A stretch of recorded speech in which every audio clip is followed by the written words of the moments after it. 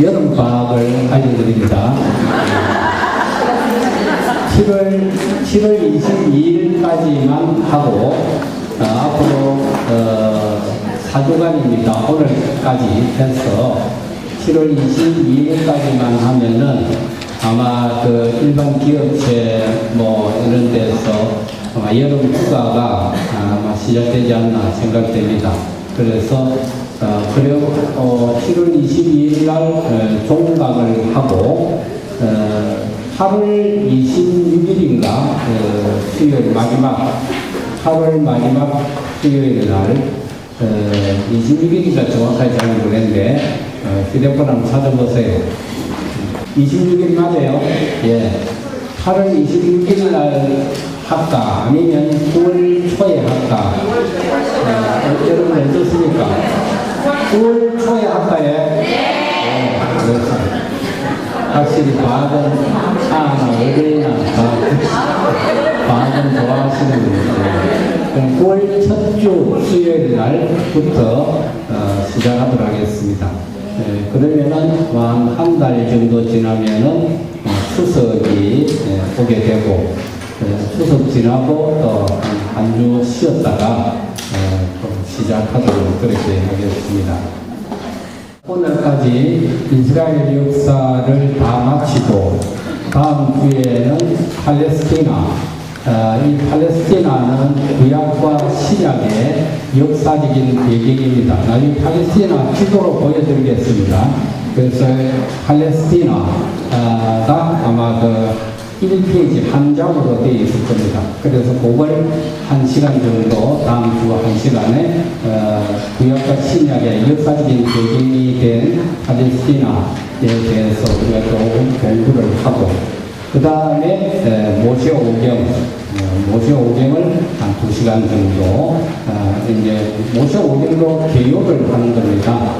그렇게 되면은 이제 여러분들 머릿속에 이런 구약의 그 성서적인 배경이 이미 여러분들 머릿속에 다 들어있게 됩니다. 그래서 그 역사적인 성서 배경을 깔고 이제 구약 성서를 여러분들 읽게 되면은 쉽게 이해가 될 수 있고 또 일반적인 그런 어떤 역사를 우리가 이제 공부를 함으로써 아마 여러분들 성서를 이해하는데 굉장히 많이 도움이 된다 그렇게 생각해서 우리가 이번에 성서의 그 일반적인 고찰 이것을 우리가 한 학기를 하게 되었습니다. 시작한 지가 좀 늦었기 때문에 그렇게 하고 9월 초에 창세기부터 들어가도록 하겠습니다. 그래서 이스라엘은 황방 시대를 통해서 이제 왕정 시대를 열게 되는데 왜 이 왕정 시대를 연다는 것 자체가 이스라엘에게 있어서는 큰 하나의 어떤 충돌이고 그게 하나의 마찰이었습니다. 왜냐하면 하느님만이 우주의 왕이라는 것입니다. 전 세계의 왕은 하느님밖에 없다. 그런데 우리가 인간의 왕을 내세운다 하는 것은 굉장히 이거는 이스라엘 백성들에게 충격적인 하나의 일입니다. 그렇지만 왕정 시대를 열지 않을 수 없는 것은 이스라엘이 역사 속에 살아남기 위해서는 이 왕정 시대를 열지 않으면 안 된다. 왜냐하면 어떤 1인 통치하에 국가가 형성되어야만이 강력한 힘을 만들어낼 수 있다. 그래서 이런 강력한 힘을 만들어내기 위해서는 1인 통치에 그러니까 소위 말하는 왕의 지배하에서 한 국가가 만들어지기를 바랬습니다. 그래서 처음에는 예언자들의 사무엘 예언자가 이게 대해서 굉장히 좀 처음에는 반대했습니다. 우리의 왕은 하느님밖에 없다. 그런데 어떻게 인간을 왕으로 내세워서 섬기느냐? 그것은 부상이다. 이렇게 해서 왕정 시대를 허락해 주지 않았습니다. 그렇지만 인근 나라에 블레셋이나 어떤 이스라엘의 그 인근 나라들이 굉장히 이스라엘을 괴롭히죠. 그래서 농사를 피땀 흘려가지고 농사를 지어나면 해놈들이 와가지고 다 약탈해가고 죽이고 이렇게 해서 도저히 그 힘의 규합이 되지 않았습니다. 왕정 시대를 열기 전까지 이스라엘의 12지파가 뿔뿔이 흩어져서 지파별로 하나의 부족국가 비슷하게 그렇게 형성되어 가지고 따로 놀았죠. 개별적으로. 그렇기 때문에 이제 블루셋인들이 예를 들어 인근 나라에서 쳐들어온다 하면은 대항할 수 있는 군사력이 없어요. 그래서 기껏해봤자 이제 예루살렘 그쪽에 사는 사람들 그게 사람들이 조금 이래 힘을 모아가지고 또 아니면은 인근 부족들한테 긴급하게 연락을 취해가지고 지금 우리 쳐들어왔으니까 우리가 막아야 되겠다 해서 어떤 군사적인 도움을 청해서 또 열두 부족 회의를 통해 가지고 어떤 결정을 하고 군사를 이제 모으려고 하니까 이미 그때는 어쩔 분들이 다 가나안 땅을 완전히 피폐시키고 그리고 황폐화시키고 돌아가고 그랬어요. 그래서 이래가지고서는 우리가 나라의 존폐 문제도 있겠다 이렇게 생각해서 우리에게도 왕을 달라. 그래서 한 1인 왕에 의해 가지고 나라가 통치하게 된다면 강력한 힘을 가질 수 있고 군인들도 그래서 각 지파에서 군인들을 모아서 훈련시키고 그래서 한 국가의 어떤 군인으로서 그러니까 어떤 준비를 해야만이 적군의 침입에 대해서 우리가 바로바로 거기에서 응징할 수 있다. 그래야만이 우리도 나라를 영토를 넓힐 수 있는 것이지 이것은 이런 상태로 가다가는 도피할 문제가 생긴다.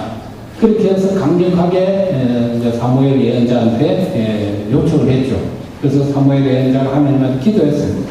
자, 이 백성들이 이렇게 왕을 달라고 하니 어떻게 하면 좋겠습니까? 그래서 하나님이 사무엘 예언자에게 그들이 하자는 대로 해주라고. 그래서 결국 이제 왕정 시대를 이제 열게 됐는데 이렇게 왕정 시대를 한번 보겠습니다. 이제 이스라엘도 왕정 제도가 도입되고 그 첫 왕으로 사울이 추대된다. 그러나 그는 여러 가지 이유로 블루셋인들의 공격을 물리치는데 실패하고 전사하고 만다. 사울이 죽고 그의 정치적인 경쟁자였던 다윗이 남부지방 헤브론을 중심으로 그의 출신 부족인 유다 부족을 주축으로 베냐민과 시메온 부족을 휴업하여 유다 왕국을 세운다. 곧이어 북쪽에 사울 왕국이 편입이 되어 있던 10개 부족도 다윗의 정통성을 인정하고 그의 지배를 받기를 수락함에 따라 이스라엘은 처음으로 통일 왕정 국가가 등장하게 된다. 이때가 바로 기원전 천년경입니다. 그러니까 기원전 천년경은 성서가 쓰여지기 시작한 때입니다. 그러니까 북쪽에는 아주 곡창지대가 많아요. 북쪽으로 올라갈수록 물이 풍부하니까. 그래서 북이스라엘이 굉장히 살기는 좋았어요. 남부 유다국보다. 남부 유다국은 살 수 있는 그 땅이 그렇게 비옥한 땅이 별로 없었어요. 그러니까 거의 그냥 유대 광야라 그러죠. 유대 광야. 그러니까 그 광야가 많았어요. 광야. 그 광야라는 것이 주로 이제 그 흙의 종류를 보면은 그 마사토인데 분재를 하시는 분들은 그 마사토를 좋아하잖아요. 수분이 잘 빠지면서 영양분이 충분하니까. 그런데 물만 있으면은 얼마든지 남부 유다국도 얼마든지 곡창지대를 만들 수 있는데 물이 없으니까 물이 부족하니까 그런 것이 이제 그냥 황폐한 땅으로 그냥 방치해 둔 것이죠. 근데 북쪽으로 올라갈수록 물이 많아요. 그러니까 물이 많기 때문에 소위 말하는 평야지대, 곡창지대가 많이 있어서 살기는 북쪽이 훨씬 좋았어요. 예수님이 태어나신 그 나자렛, 살아신 어린 시절을 살았던 나자렛, 가나안 이런 땅들이 다 그 북쪽에 있습니다. 북쪽에. 그러니까 사마리아도 마찬가지고, 그리고 갈릴리 호수, 이 갈릴리 호수도 북쪽에 있어요. 예, 그렇기 때문에 소위 말하는 그 곡창지대를 형성할 수 있었던 그런 어떤 지리적인 여건이 좋았다는 거죠. 사실 그 북왕국은 여기도 나옵니다만도 북왕국은 19명의 왕이 통치했는데 212년을 통치했어요. 19명의 왕이 212년을 통치했으니까 통치 기간을 보면은 우리가 그렇게 많지 않습니다. 10년 좀 더 되죠. 그러니까 그 중에서도 암살된 왕들이 4명인가 5명이 있어요. 그리고 일주일 왕의 치세 기간이 일주일 그 사람들이 있어요. 그만큼 혼란한 겁니다. 서로가 힘이 있어서 왕을 죽이죠. 어떤 정통성이 없으니까. 그래서 굉장히 정치적으로 안정을 찾지 못하니까 아무리 먹을 것이 풍부해도 별로 의미가 없어요. 그런데 남부 유다국 같은 경우에는 20명의 왕이 통치했는데 통치 기간이 346년입니다. 북왕국은 212년을 통치하는데 19명, 거의 20명이 통치했는데 212년이 걸렸다면은 남부 유다국은 20명이 통치하는데 346년간을 통치했습니다. 그러니까 적어도 한 17년 이상, 평균 17년 이상. 근데 북왕국은 하나같이 선한 왕이 하나도 없어요. 우리가 정치적으로 그 연대기를 보게 되면은 북왕국은 처음부터 끝까지 19명의 왕이 전부 다 악한 악으로 나옵니다. 근데 이제 남부 유다국도 악한 왕이 많아요. 많이 있지만 굉장히 또 백성의 칭송을 받는 그런 왕들도 한 대여섯 명 됩니다. 그래서 어떤 면에서 본다면은 북왕국은 잘 살았지만은 정통 그런 어떤 왕위가 개선되지 않았기 때문에 혼란의 거듭을 했다고 한다면은 남부 유다국은 살지는 잘 못해도 안정된 그런 삶을 살았다 이렇게 볼 수 있죠. 그러니까 다윗의 정통 국가가 안정된 삶을 살았다 이렇게 볼 수 있습니다. 신구약 성서 배경을 해가지고 근데 이건 우리가 잘 아는 갈릴리 호수입니다. 이게 갈릴리 호수예요. 바다가 아닙니다. 갈릴리 호수예요. 이스라엘의 북부 지역에 있는 갈릴리 호수입니다.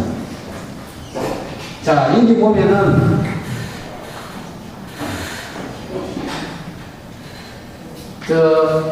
여기가 예루살렘이죠. 자, 여기 에집트입니다. 알렉산드리아고, 여기가 홍해입니다. 홍해. 예루살렘이고, 우리가 이제 인근 나라에 예루살렘의 그 주변의 나라들이 어느 나라들이 있는가를 우리가 좀 알려면은 여기 예루살렘이 있고, 그 다음에, 여기에, 이집트가 여기 있습니다. 이집트가 여기 있고, 여기 이제 페르시아만, 여기 있죠. 유프라테스강, 그리고 티그리스강, 이 페르시아만으로 흘러 들어갑니다. 그래서, 우르, 여기가, 아브라함이 살았던 곳이에요, 우르가. 그리고 요 밑에 페르시아만이 시작되는 지점, 여기가 쿠웨이트가 있습니다. 쿠웨이트. 자, 그러면 대충 이제, 여러분들이 좀 머릿속에 떠오르는 것이 아마 있을 겁니다. 그리고, 베이루트.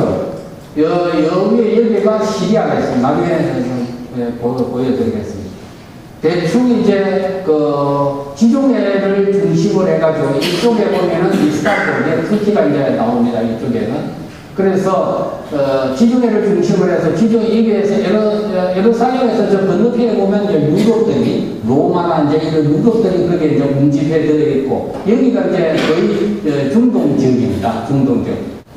여기 이집트죠. 이집트. 그리고 이게 이제 이스라엘입니다. 이스라엘. 그리고 이스라엘과 국경지대를 요르단 강을 이게 이제 사해거든요. 이 사해 요르단 강 이거를 중심으로 해가지고 하나의 국경이 형성되어 있어요. 국경이 형성되어 있는데 이게 이제 이스라엘과 가장 사해와 국경지대를 이루고 있는 게 요르단입니다. 여기가 요르단이고 시리아가 여기 있습니다. 시리아. 그래서 요르단과 이스라엘, 시리아의 이 합류 지점에 여기가 헬몬산이 있습니다. 헬몬산에서 눈이 녹아서 내려와 가지고 하나의 호수를 이루는 것이 갈릴리 호수입니다. 이 갈릴리 호수가 넘쳐가지고 하나의 강을 이루는 것이 요르단강입니다. 이 요르단강이 흘러서 어디로 들어가냐면 사해로 들어갑니다. 그리고 이 사해는 요르단과 이스라엘이 경계지역이고 또 이스라엘과 이집트의 경계지역이고 여기 가면은 시리아와 이스라엘의 또 경계지역입니다. 여기에 가면은 베이루트가 있습니다. 레바논과 이스라엘과도 경계지역입니다. 여기 이라크가 있습니다. 이라크. 여기가 요르단은 사우디아라비아와 또 경계를 이루고 있어요. 요르단은. 대충 이 중동에 이제 여러분들이 이제 그 지도가 여러분들 이제 이스라엘을 중심으로 해서 그 인근 나라들이 어떻게 이제 경계를 이루고 있는가 여러분들 좀 아시겠죠? 그래서 우리가 보세요. 이스라엘은 땅이 요거밖에 안 됩니다. 요거밖에 안 되는데 이 요르단은 이스라엘에 몇 배 되겠어요? 한 5배 정도 되겠죠? 5배 정도 큽니다.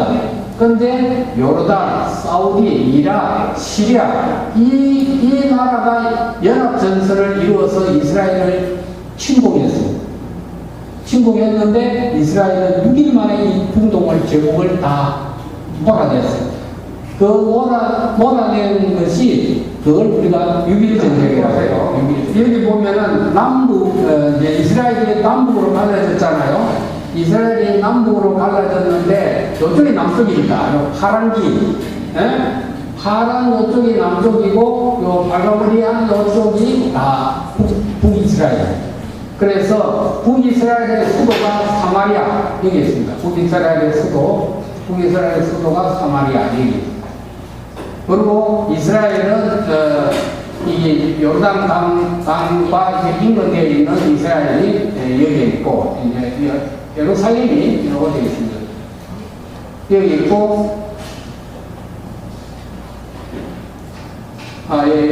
예루살렘이 남부 유다입니다. 내가 북쪽을 가고 가야 자, 예루살렘이 이것이 지금은 이제 이게 원래 블루셋 소위 말하는 이제 아랍 팔레스타인 땅입니다. 그런데 이 가자 있죠? 가자 이 땅을 이스라엘이 그 6.1 전쟁 때 이거를 먹었습니다. 그래가지고 지금 반환해주지 않죠. 가자 지구를 반환해 달라고 이제 국제적으로 많이 여론이 형성되는데 이스라엘은 국제적인 재판이나 이런 어떤 힘을 가지고 중동이 제국을 형성해 대항해도 안 됩니다.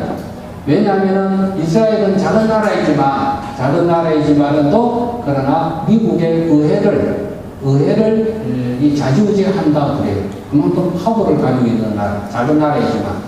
그래서 이거 아직 내주지 않고 있습니다. 그래서 여기 아까 이제 여기 남쪽입니다. 여기 남쪽이고 여기 이제 북쪽입니다. 이건 베이루트고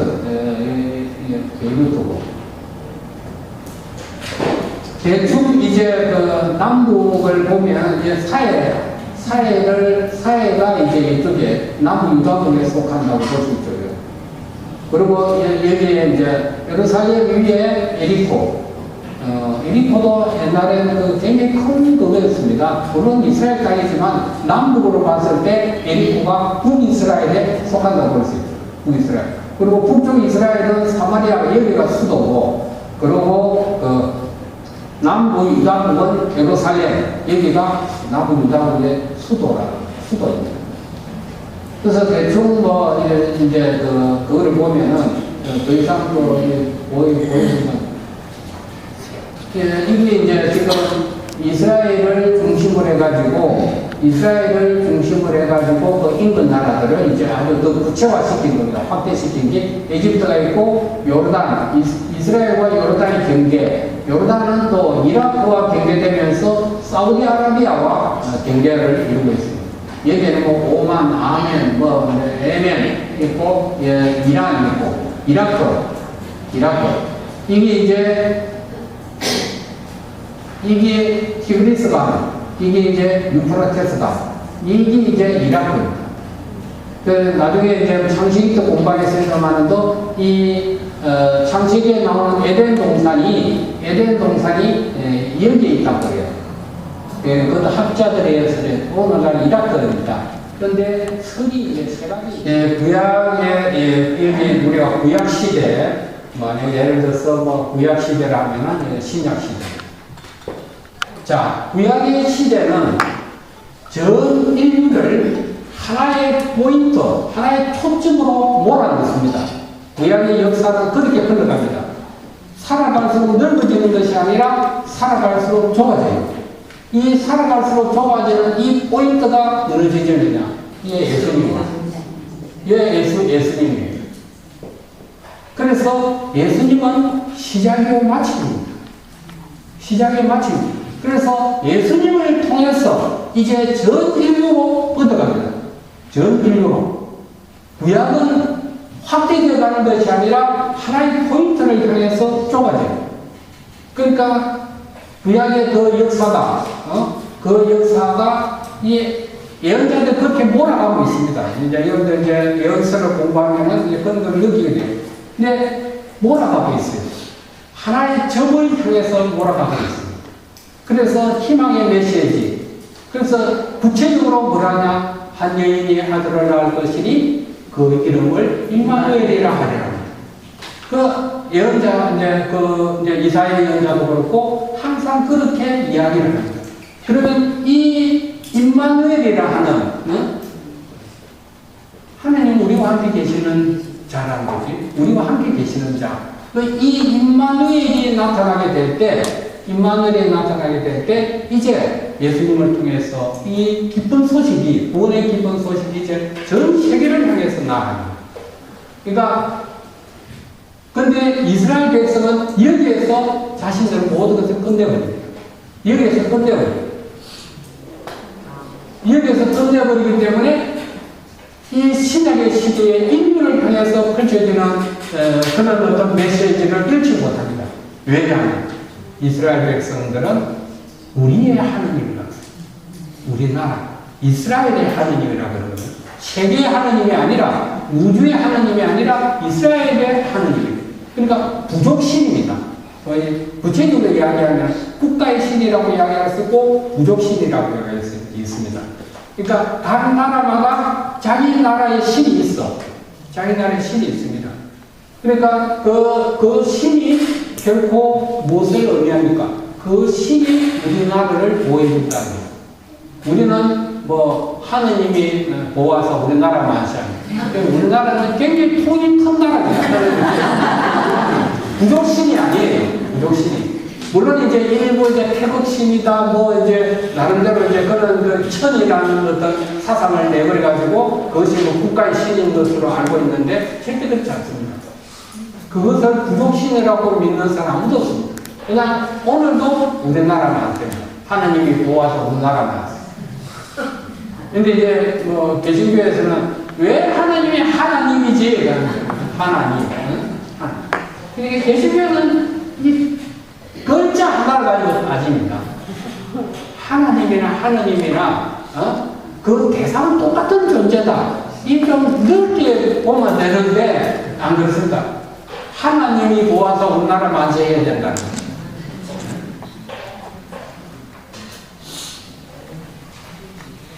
왜 하나님이냐? 하나님은 한 분밖에 안 계시니까. 한 분밖에 안 계시니까. 그래서 우리가 보면은 하나님은 야훼나 여호와나 똑같습니다. 똑같은 개념이에요. 그게 그지지. 그게 그지인데 그 왜 그렇게 여기 진짜다, 여기 진짜다 그래 이야기하는데 이해가 안 돼요. 그래서 구약은 여기서 대단을 막으려니다. 이스라엘의 역사는 여기서 막으려니다. 더 이상 나아가지를 못해요. 그러니까 아직도 메시아는 오지 않았다고 합니다. 이스라엘은 아직도 메시아를 기다리고 있거든요. 그 지금 이때 메시아가 나타나면 알아보겠습니까? 이런 시대에 우주를 향해서 지금 뭐 날아가는 그런 시대에 이제 뭐 몇 년이 지나면은 신혼여행을 뭐 어디 저 화성에 간다 해서 한번 샀는데 무슨 하나님을 언제 메시아가 올 거냐 말이지. 이미 메시아가 왔는데 이사야 예언자가 구약에서 그렇게 이야기하는데도 믿지 않습니다. 그래서 구약은 인류를 향해서 구원이 인류를 향해서 선포되는 것이 아니라 구약은 하나의 초점인 예수님을 통해서 구약은 대단원의 막을 내리고 예수님을 통해서 새로운 신약의 시대가 열리면서 전 인류를 향하게 됩니다. 이제는. 그래서 인류의 하나님으로 된 거예요. 그러니까 하나님은 부족의 하나님이 아니라 전 인류의 하나님이다. 그래서 제가 생각할 때는 이 구원 역사에서 이스라엘은 모델하우스다. 모델하우스다. 저는 그렇게 이야기합니다. 모델하우스. 많은 아파트를 지을 때 모델하우스를 딱 짓잖아요. 이걸 보고 선택하라는 것이지. 그냥 모델하우스를 보고 그냥 한번 장난삼아 한번 가보자 해가지고 가가고 뭔가 계약하고 오는 엄마들이 많이 있습니다. 제가 이제 완전히 농장에 있을 때도 그랬어요. 그냥 오늘 심심하니까 점심 나가서 먹고 거기에 뭐 김에 뭐 많이 있잖아요. 그래서 김에랑 진영이 그래서 그냥 한번 모델하우스는 그게 한번 하러 가자 이래가지고 가보고만 계약으로 일을 저지르고 왜냐면 요즘 너무 잘 만드니까 아파트를 그러니까 자기가 사는 아파트를 보고 하는 거 전혀 다르니까 그래서 이 구약은 전 인류를 향한 구원에 대한 하나의 모델하우스로 선택된 것이 이스라엘은 인류 구원의 모델하우스다. 저는 그렇게 생각을 합니다. 그래서 이스라엘 역사 속에서 하나님이 어떻게 역사하느냐 하는 것은 예수님을 통해서 이제 인류에서 어떤 역사를 만들어 나가는가 하는 것을 이제 보이는 거죠. 그러니까 여러분들이 이제 선택하는 거 아니에요. 여러분들이 하나님을 선택할 것이냐, 부처를 선택할 것이냐, 그 선택하는 것은 여러분들이 몫이지만도 그러나 가장 중요한 것은 여기에 있다. 포인트는 메시아. 이단 구약의 예언자들이 이야기하는 메시아 사상이 바로 예수님이 하나의 메시아로서 구원자로서 이 세상에 태어나게 되고 이제 그러면서 모델하우스가 필요 없는 것이 아니라 모델하우스는 우리에게 있어서 영원한 하나님을 선택할 수 있는 하나의 기회를 주는 그런 어떤 역사로서의 구약은 가치가 있는 것이고 하나님을 제대로 이해하려면 신약의 예수님을 이야기하려면 구약의 하나님을 우리가 알아야 됩니다. 왜냐하면 예수님이 그랬습니다. 나를 본 것은 하나님을 본 것이다 했습니다. 그러면 우리는 하나님을 본 것은 예수님을 본 것입니다. 그렇기 때문에 신약의 예수님이라는 신약의 시대가 열렸다고 해서 구약을 무시해서는 절대 안 됩니다. 예수님을 제대로 이해하려면 구약의 하나님을 제대로 이해해야 된다. 그래서 구약은 굉장히 중요합니다. 시간이 다들 빨리 봅시다.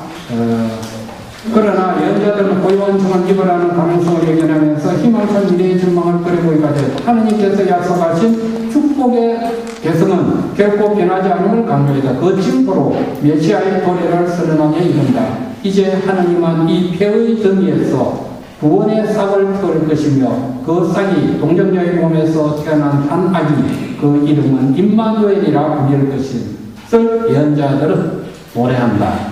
이스라엘이 페르사 제국의 등장으로 바빌론 유배에서 돌아와 개혁을 시도했지만 일시적 효과에 불과했으며 권력 다툼과 로마의 지배, 그러니까 이제 기원전 63년 폼페이우스 장군으로 인해서 거의 불령 상태로 빠져서 거의 70년 로마의 재침공으로 역사 유대에서 이스라엘은 사라지게 됩니다. 그래서 1945년에 이제 이스라엘이 이제 역사 속에 새롭게 등장합니다. 그것이 바로 어떻게 보면은 세계 속에서 다시 등장한다는 그런 어떤 것을 우리가 염두에 두면은 이스라엘 구약의 그런 어두운 역사를 통해서 신약의 예수님이 새롭게 등장하게 되고 이 신약의 예수님을 통해서 우리는 전 인류를 향한 구원을 선포하는 그런 어떤 사도로서의 면모를 갖추게 된다 하는 것이 아마 이스라엘의 대충 그런 역사입니다. 이런 것은 이제 구체적으로 구약 성서를 공부하면서 좀 더 구체적으로 할 수 있겠습니다. 다음 시간에는 이 팔레스티나에 대해서 우리가 좀 팔레스티나는 구약과 신약의 역사적인 배경입니다. 그렇기 때문에 이 팔레스티나를 우리가 제대로 이해해야 예수님의 활동도 또 구약의 역사도 어느 정도 이해할 수 있다 하는 것을 생각해서 팔레스티나를 넣었으니까 다음 시간에 공부하도록 하겠습니다. 우리 마치도록 하겠습니다. 성부와 성자와 성령의 이름으로 영광의 성부와 성자와 성령